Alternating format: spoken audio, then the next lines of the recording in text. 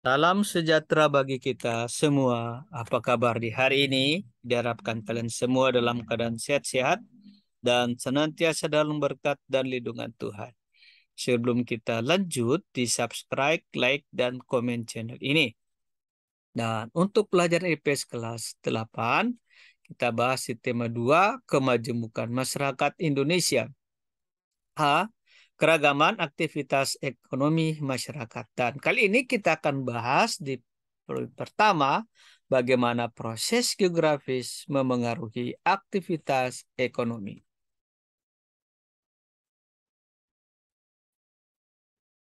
A. Keragaman aktivitas ekonomi masyarakat. Satu, bagaimana proses geografis memengaruhi aktivitas ekonomi. A. Pengaruh cuaca dan iklim bagi kehidupan. La Nina merupakan salah satu pengaruh dari perubahan cuaca dan iklim. Fenomena tersebut dapat terjadi dengan ditandai penurunan suhu 3 derajat sampai 5 derajat Celcius. Pada akhir tahun 2020, Indonesia mengalami dampak La Nina yang dapat menyebabkan terjadinya peningkatan akumulasi jumlah curah hujan bulanan di Indonesia hingga 40% di atas normal. Dampak La Nina tidak sama di seluruh Indonesia.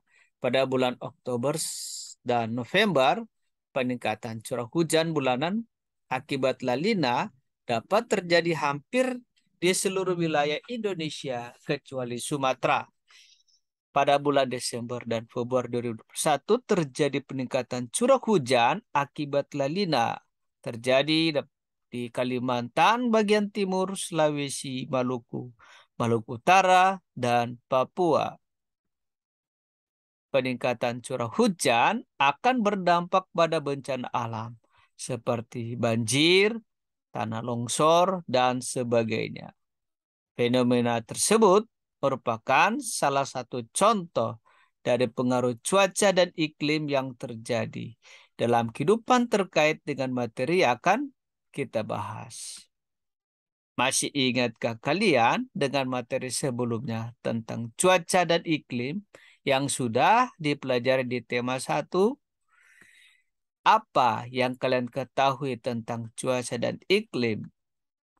Apakah keduanya sama atau ada perbedaan? Lalu, bagaimana pengaruh cuaca dan iklim dalam kehidupan manusia? Setelah memahami kembali materi cuaca dan iklim, tentu akan ada pembahasan yang lebih menarik dalam bagian ini.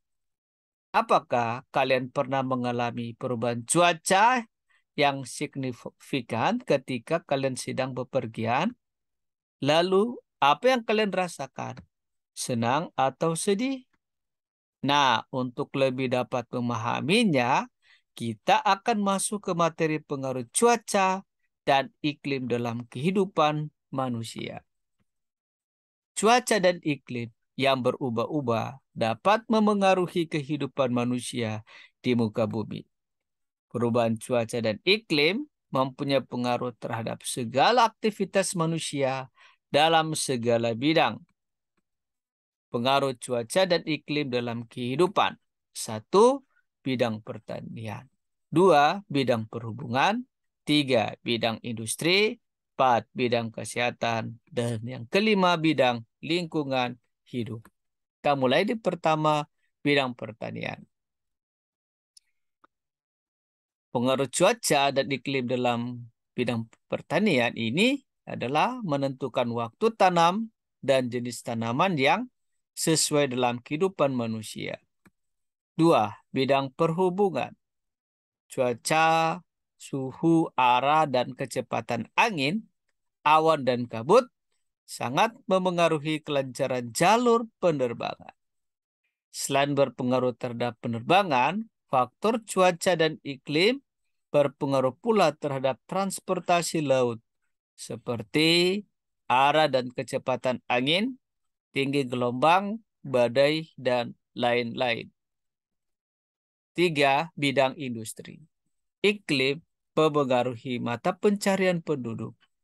Banyak industri tradisional yang masih bergantung pada kondisi cuaca, seperti panas matahari, antara lain industri garam, genteng, batu bata, dan kerupuk. 4. Bidang kesehatan. Iklim dan cuaca juga berpengaruh terhadap kesehatan manusia. Banyak penyakit yang muncul di cuaca tertentu. Sebagai contoh adalah penyakit yang disebabkan oleh nyamuk seperti demam berdarah dan malaria. 5. Bidang lingkungan hidup. Perubahan iklim dan cuaca memengaruhi kondisi ekosistem di suatu tempat. Musim kemarau yang panjang menyebabkan gangguan siklus hidrologis yang berdampak pada keberlangsungan makhluk hidup di ekosistem tersebut. Bentuk muka bumi di Indonesia. Bagaimana bentuk muka bumi yang sekarang kalian tinggal? Tahukah bagaimana bentuk muka bumi tersebut dapat menjadi satu tempat yang khas dan berbeda dari wilayah lain?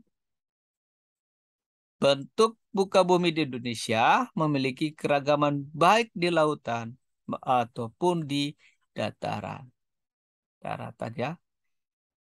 Bentuk muka bumi tersebut mengalami proses perubahan yang berangsur-angsur selama masih ada pergerakan. Perubahan bentuk muka bumi dipengaruhi oleh 1. Tenaga eksogen, 2. Tenaga endogen. Yang pertama, tenaga eksogen. Tenaga yang berasal dari dalam perut bumi sehingga mengakibatkan pergerakan kulit bumi. Tenaga endogen meliputi vulkanisme atau aktivitas gunung api, tektonisme atau aktivitas gerakan lapisan bumi, dan seisme. 2. Tenaga endogen. Tenaga yang berasal dari luar bumi. Artinya, tenaga yang berasal dari atas permukaan bumi, seperti kegiatan manusia yang membentuk permukaan bumi berupa air, angin, organisme, sinar matahari, dan es. Ayo, amati lingkunganmu.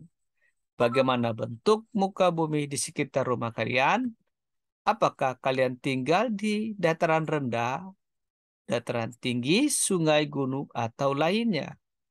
Yuk kita bahas beberapa bentuk muka bumi yang ada di sekitar kita. Bentuk muka bumi yang pertama, gunung. Gunung adalah bagian permukaan bumi yang berbentuk kerucut atau kubat yang berdiri atas satu puncak tertinggi yang dikelilingi oleh lereng. Ketinggian puncak berada di atas 600 mdpal atau 600 meter di atas permukaan air laut. Pegunungan adalah ini ya, ini gunung dan ini adalah pegunungan. Pegunungan adalah dataran tinggi yang terdiri dari gunung-gunung berbaris sehingga membentuk gugusan. Pegunungan biasa memiliki tinggi lebih dari 1000 meter di atas permukaan air laut. Bukit adalah bagian permukaan bumi yang lebih tinggi dibandingkan daerah di sekitarnya dengan ketinggian kurang dari 600 mdpal atau 600 meter di atas permukaan air laut. Bukit yang memiliki permukaan yang tidak curam, ya, bukit. Dan dataran tinggi adalah daerah datar yang memiliki ketinggian lebih dari 400 meter di atas permukaan air laut. Bentuk muka bumi yang selanjutnya adalah dataran rendah. Adalah suatu daerah yang memiliki ketinggian 0 hingga 200 meter dpal di atas permukaan air laut. Di dataran rendah memiliki karakteristik umum berupa tingkat kesuburannya yang tinggi karena tanah, hasil endapan atau aluvial. Dan depresi kontinental merupakan wilayah dataran yang mempunyai ketinggian di atas permukaan laut atau berada lebih rendah dari permukaan laut. Dataran bentuk ini sangat jarang ditemukan di muka bumi. C. Aktivitas ekonomi. Masih ingatkah kalian dengan kegiatan ekonomi yang dilakukan dalam manusia memenuhi kebutuhan hidup manusia? Kegiatan ekonomi terdiri dari 3, yaitu produksi, konsumsi, dan distribusi. Segala kegiatan ekonomi tergantung dengan tempat tinggal di mana manusia tersebut beraktivitas. Aktivitas kegiatan ekonomi masyarakat saat ini dipengaruhi oleh 1. Kegiatan masyarakat masa lalu, 2. Kegiatan ekonomi atau produksi, distribusi, konsumsi, serta pelaku ekonomi. Aktivitas kegiatan masyarakat Indonesia tidak lepas dari lingkungan tempat tinggal mereka. Masyarakat di daerah dataran rendah dan dataran tinggi memiliki bentuk aktivitas yang berbeda. Begitu pula dengan masyarakat yang tinggal di daerah pegunungan dan pesisir pantai. Masyarakat yang tinggal di daerah dataran rendah, kegiatan ekonominya relatif beragam, seperti perdagangan, perkantoran, perindustrian, pariwisata, perikanan, dan peternakan, serta lainnya. Masyarakat yang tinggal di daerah dataran tinggi akan menjalankan aktivitas ekonomi yang berupa perkebunan, pertanian, pariwisata. Begitupun dengan masyarakat yang tinggal di daerah pantai. Mereka akan memiliki aktivitas ekonomi yang cocok dengan wilayah tersebut, seperti perikanan, pariwisata, perhotelan, dan sebagainya. Komoditas ekonomi yang dihasilkan dari aktivitas ekonomi masyarakat tersebut sangat bermacam-macam. Contohnya adalah di daerah dataran rendah, komoditas yang dapat dihasilkan dari perindustrian dapat diketahui beberapa produk, di antaranya baju, sepatu, makanan, atau minuman kemasan, dan sebagainya. Disinilah kegiatan ekonomi yang berupa produksi, konsumsi, dan distribusi dapat dilakukan demi berjalannya perekonomian suatu industri. Berbeda karakteristik satu tempat, berbeda pula aktivitas ekonomi yang dijalankan. Terima kasih, demikianlah materi kita telah selesai. Tetap semangat belajar. Tuhan memberkati kita semua.